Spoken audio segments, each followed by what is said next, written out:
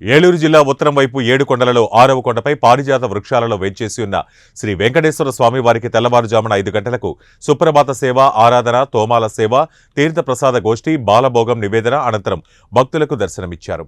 భారీ వర్షాన్ని సైతం లెక్క చేయకుండా భక్తులు శ్రీ స్వామివారిని దర్శించుకున్నారు.